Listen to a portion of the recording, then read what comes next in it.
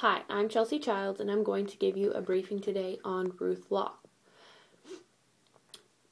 Growing up as a girl, I learned early on that on top of normal struggles, I would always be compared to a man. I would like to think that just because we're in the age of equality, then that's what I get. Well, wrong.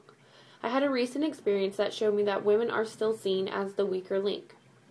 As I mentioned in my last speech, I played softball my entire life. So when the base sent out an email asking for people to play on the intramural softball team, I got excited and decided that I would volunteer to play. So I went to all the practices and, showed up for the game day one. Might I add that I was the only female on the team. So I show up for the game. The coach shows up, makes the roster, hangs it on the fence. Well, I look at the roster to see where I'm playing, and I discover that I'm sitting the bench. So I thought to myself, no big deal. I'll wait for my turn. Well, then I look on the field and I realize that there are players on the field that I've never seen before that haven't been to any practices. So I go ahead and sit on the bench and I wait and I wait and I wait. Well, we were killing the other team. They didn't even have enough players to play. They were short, so every time they came to bat, they had to take an extra out. So with 10 minutes left in the game, I finally realized he wasn't going to play me. So I approached the coach and I tried to talk to him, and he told me that that was not the time nor the place to discuss that matter. So I left. When I left, I was upset and embarrassed. I didn't know what to think, but it showed me that even though times have changed, equality wasn't always on the top of the list. That's why today I want to inform you about Ruth Law and all the accomplishments that she made for women. In a time where women were very limited on what society felt they should be able to do, Ruth Law broke the molds by going above and beyond. First, I want to start by talking to you about Ruth Law, where she came from, and where she grew up, her background, how she got started. Ruth Law was born in 1877 in Lynn, Massachusetts, and attended school at Miss Livermore School in New Haven, Connecticut. She got married in 1910 to Charles Oliver, who also became her aviation manager during her career, according to the United States Air Force Online Library. Ruth Law started flying in 1912 when she tried to attend the Wright School of Flying, but she was turned down by Orville Wright, who believed women were unfit to fly. However, he did sell her a plane, a Wright Model B. She paid $7,500 for her first plane when she was only 21 years old. A pilot by the name Phil Page Theron taught her how to fly, and in addition to learning how to fly, she took lessons from a German mechanic so that if anything went wrong with her plane, she would be capable of fixing it herself.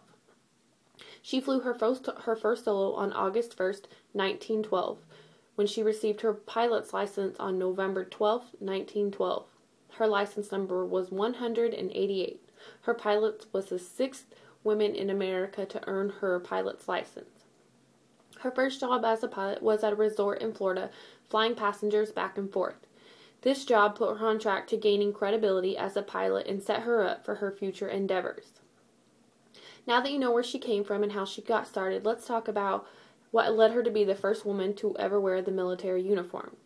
When America entered into World War I in 1917, she campaigned unsuccessfully for women to be allowed to fly military aircraft. She volunteered herself for the Army and was denied. She wrote an article entitled "Let Women Fly," in which she argued that women's success in aviation should prove that they were fit to fly in the war, according to WomenInAviation.com. She was dismissed with "women flying in the war." This only made her more determined to contribute to the war and effort some way. So the military permitted her in 1917 to wear the military uniform while flying recruiting tours for the Army. She also flew bond drives that helped raise money for the war effort. She continued to levy her support for the war and her country, and eventually held the honor of flying the very first mail drop to the Philippine Islands in 1919. Ruth Law not only broke molds for women in the military by being the first to wear the military uniform and helping raise money for the war, but she also broke other records that forced America to recognize her as a female pilot that meant business. She broke several flight records, even getting President Woodrow Wilson's attention, according to WomenInAviation.com. Ruth Law broke a huge record for aviation, but also for gender-specific role by being the first woman to fly at night in 1912. This was a huge deal because very few women were flying at this time, and society still wasn't sure that flying should be allowed by women. She also broke another huge record on November 19th, 1916 by breaking the cross-country flight length, flying 690 miles without stopping, according to WomenInAviation.com. This record set the new standard for not only women but as men as well, in which she praised our President Woodrow Wilson for her heroic feat. Ruth Law received the Glenn H. Curtis Medal and the Aero Club of America Medal for all of her breakthrough roles for women and men.